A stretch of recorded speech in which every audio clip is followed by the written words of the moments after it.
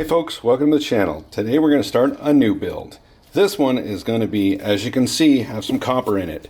So my friend Chad Kimmel gave me this piece of Damascus. It's actually two pieces cut, so we're going to use this as the outer cladding, then some copper, a thin piece of 15N20, another piece of copper, 1095 core, and then the same on the other side. All right, let's weld this up. I think it's going to look pretty cool. I found out after recording that intro that Chad got that piece of Damascus from Salem Straub, who I have crazy respect for as a bladesmith. Go check out Salem's channel. I will link it down in the description. He does amazing work. When creating a kumai billet, probably the most important thing is to weld all of the seams, just to make sure that the copper doesn't leak out.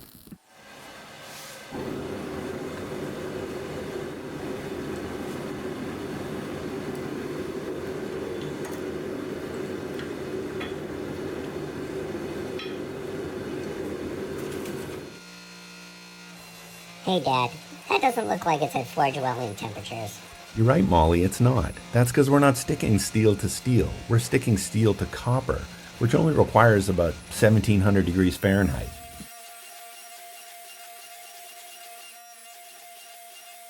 After a couple presses at a red heat, we're ready to start squishing out this billet and getting some length out of it.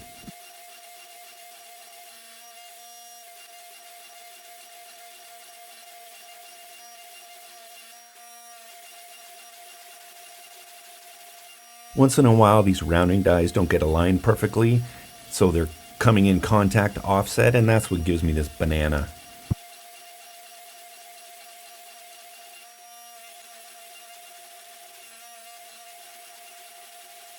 This is an important step. I use these aggressive rounding dies every inch or so. That's what's going to give you a lot of movement in the pattern, because it's going to put some valleys there that you're going to flatten out later.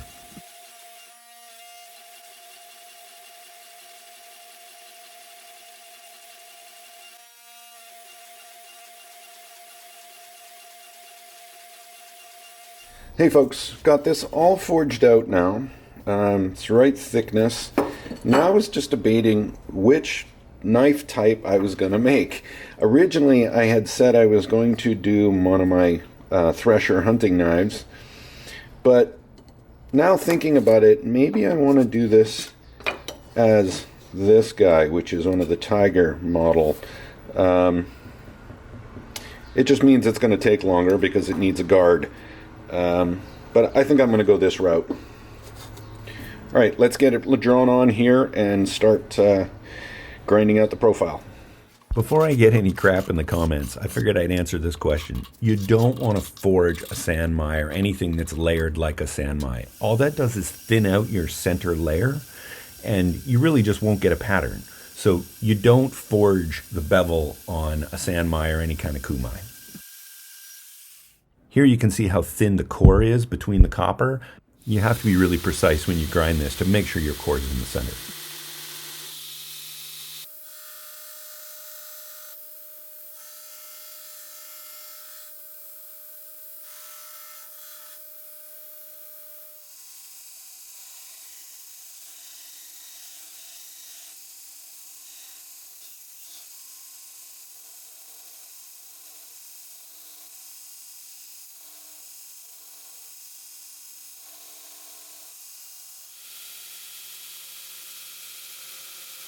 You'll notice I'm running my finger across the edge here. That'll make sure that it's smooth and there's no high spots or uneven spots. Here I'm using an angle grinder just to take off the scale so I can save belts on the 2x72.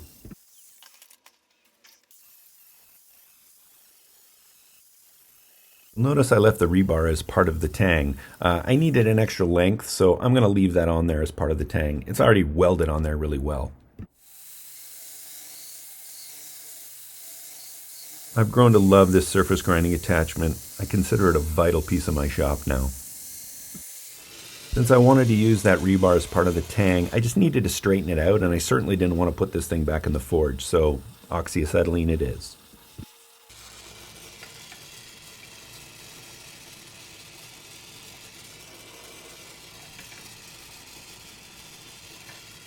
As per usual, this thing needs some layout fluid. We're going to put some lines on it so we know where to grind to.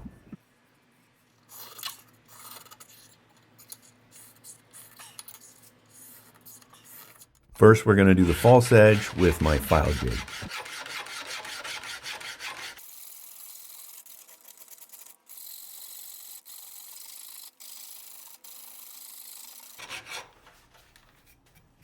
So there, I've used my jig to do the false edge on this side.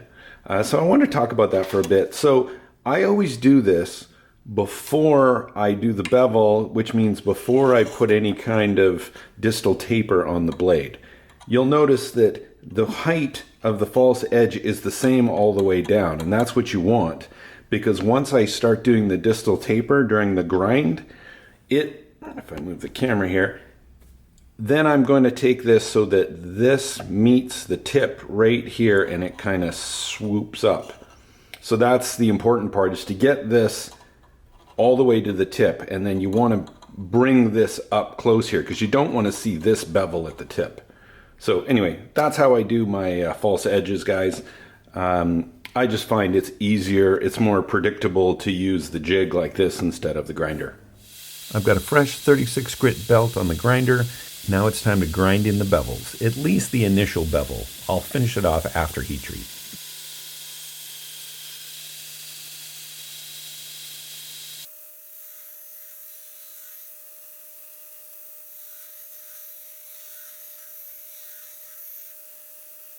On the initial grind, I like to go no more than 3/16 to my lines. And on the edge, I'll leave it at least the thickness of a nickel, sometimes a dime, just because I want to make sure it's good in the heat treat and there's no warp.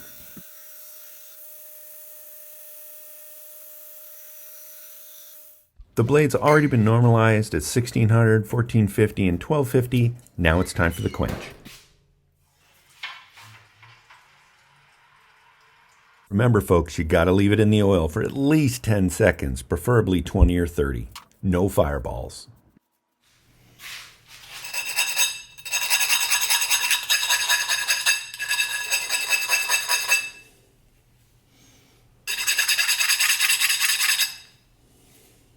Right after the quench, I always clamp it between angle irons for the temper.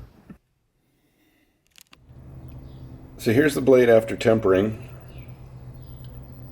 Looks pretty good. I love the color on the copper after the temper. I wish you could get it to stay this way. Let's do some grinding. Back to the surface grinder to do the flats, this time with a 120 grit belt, and then I'll move on and redo the bevels again with a 120 grit belt.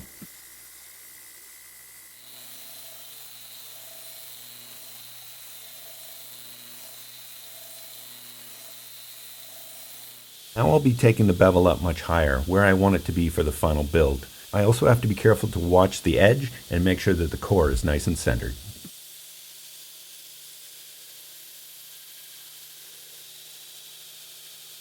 You'll notice as I'm getting closer to the tip, I pull the blade away from the belt, and that gives me that curve. So you'll see I'm kind of sweeping that in, and that's how you get that nice curve on your bevel.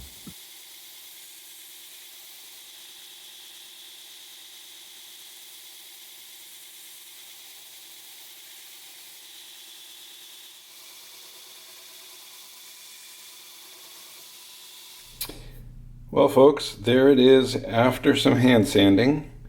I've only sanded it to 220 so far, so still a bit more to do. But looks really good. I'm pretty happy with it.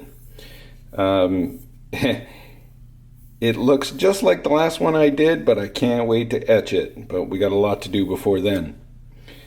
So here I am at the mill, milling the shoulders. Wouldn't you know it, I bust an end mill. This is kind of the start to everything that happens today. Damn it.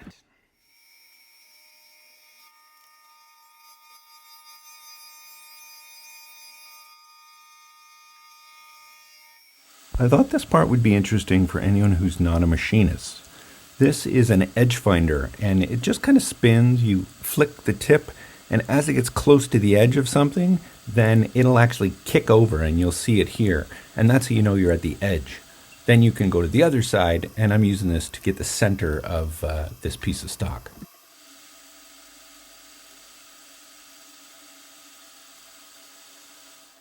I found the first edge, I zeroed the DRO, and now I have a half feature, and now that'll give me the center of my part. Another machinist technique here is that side milling, or taking an end mill and going back and forth sideways, is actually really hard on them. So it's much better to do drilling to take away most of the material and then side mill. So that's what I'm doing here.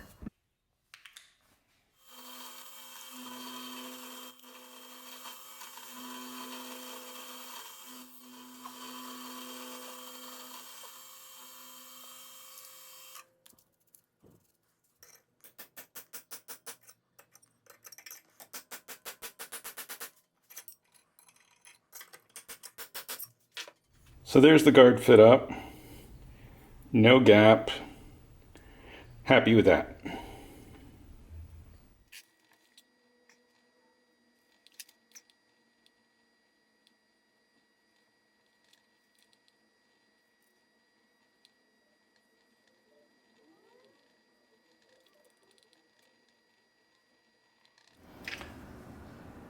Okay, time to etch this baby. What we're going to do is wash it off with soap and water.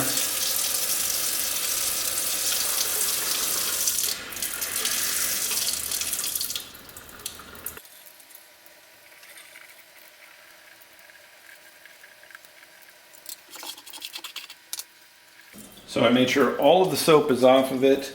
I'm going to keep it wet. Hey, this is my special tank of ferric chloride that I use for copper, because copper will contaminate it, so you don't want to put this in your regular ferric chloride, or when you dip a blade you'll get a copper tinge to it. So I'm going to have this wet.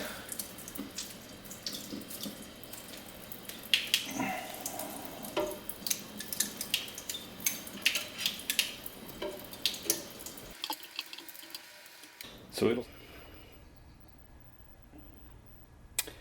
All right, folks, I've got it all etched up. It's beautiful. I can't wait for you guys to see it, but you'll have to wait to the end. So now it's time to start thinking about the handle. I already have the guard slotted like you saw, but now I want to do the handle.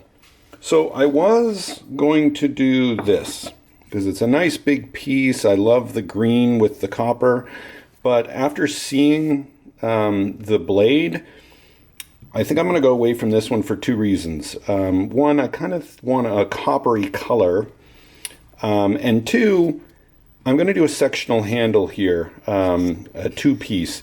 Because of the way the tang is curved, it's just really hard to get this shape in here. So what I'm going to do, instead of that, I've got this piece of mammoth molar, which is a beautiful piece, and it's a huge, sorry, it's a block. It's not huge, and that's part of the problem. I don't typically make handles this small, so I'm going to cut this, put a block here, then that'll take this, and then I can just do this piece into this, which is a fantastic piece, and this is one of those pieces from Oleg. So I love the figuring in this one, and this is going to look amazing as the bottom part of the handle.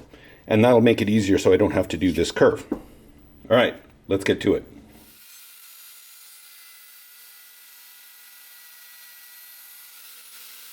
So very chippy, this stuff. Plus I had to send back the other piece of this to the manufacturer because it wasn't stabilized. And I'm starting to think this one is the same. Well,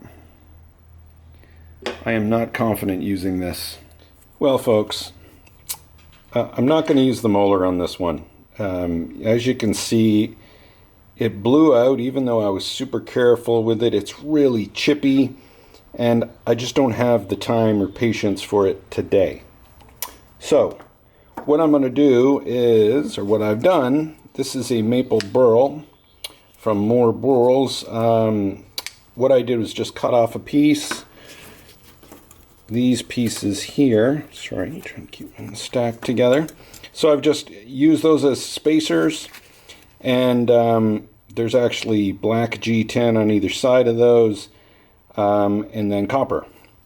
And I think that'll be a nice accent to this, which will go here. I hate grinding copper. After a single pass on the grinder, I had to dip this. This took forever.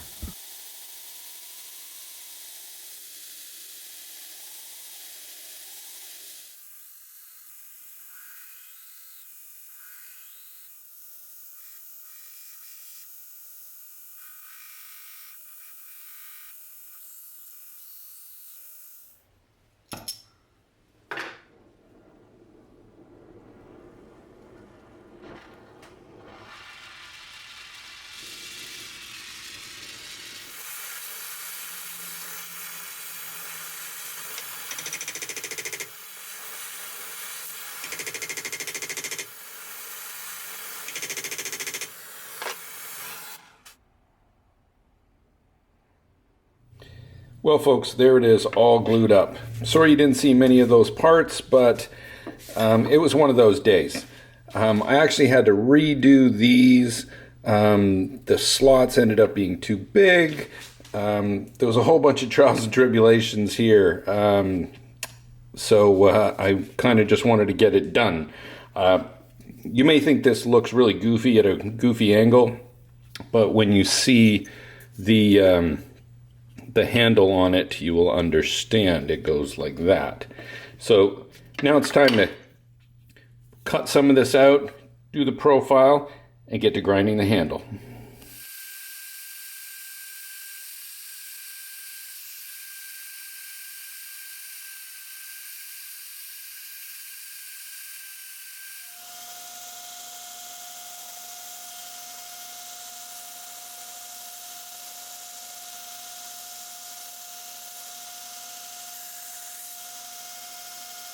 This is a great little tool if you don't have a small wheel attachment, and even if you do, sometimes you just can't get into small places like I couldn't here.